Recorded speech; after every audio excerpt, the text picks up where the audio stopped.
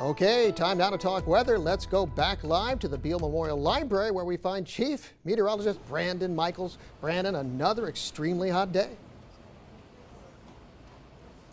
Yeah, and unfortunately, we've got one more of those heading our way. So we're happy to be inside doing this live report from the Beale Memorial Library. Again, hoping to get your support for your If You Give a Child a Book campaign. But let's get into the forecast, though, because I have a lot to say about the weather. Some big changes heading our way. Let's start with something that's not a change. Excessive heat warnings in effect all across the state of California, including most of Kern County through Friday. So one more day of excessive heat warnings, and then we start to cool off quite a bit as we get into the weekend. Let's take a look at tomorrow's forecast across Kern County. The temperatures looking quite a bit more comfortable than they have been. 106 in Bakersfield. Temperatures in eastern Kern only 100 degrees. Temperatures there were as high as 115 just a few days ago. So we're starting to trend down a little bit. Some good news, but of course the big cool down is going to be coming for us as we head into Saturday. A little bit more wind to the forecast into the day tomorrow. Some 20 to 30 mile per hour wind gusts across Kern County.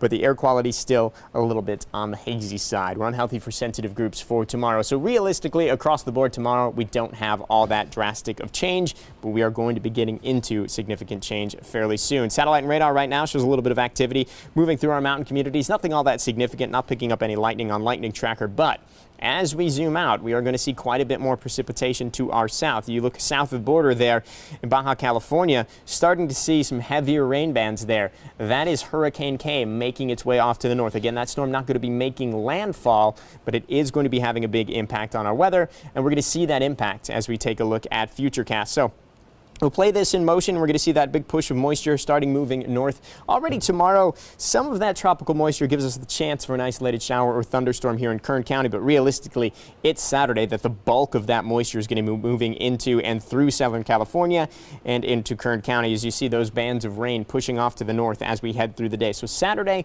we'll have a pretty good chance of rain here in Kern County and some heavy rain expected in Southern California. In fact, we have the potential for some heavier rains here in Kern as well. So flash flood warnings, or flood warnings, excuse me, flood watches, there we go, in effect for Kern County, the mountains in the desert, and most of Southern California as this big push of tropical moisture is moving towards us. So we are going to be on the lookout for the occasional heavy rain as the remnants of K move our way.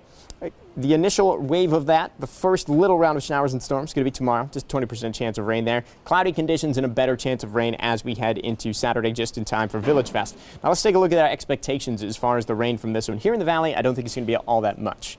I'm going up to 1/10 of an inch of rain here in the valley. Our mountain communities, that's where we'll likely see the most rain, between about 1/3 and 2/3 of an inch, and between 1/4 and 1/2 an inch in the desert. But some localized amounts, as much as 1 inch, are not out of the question, which means we'll watch those flooding concerns into the weekend. Temperatures staying cooler once we cool down on Saturday. We're seeing temperatures peaking from there only in the lower 90s. Well, a nice break from the heat that is well deserved after the record-setting temperatures we've had in the past several days here.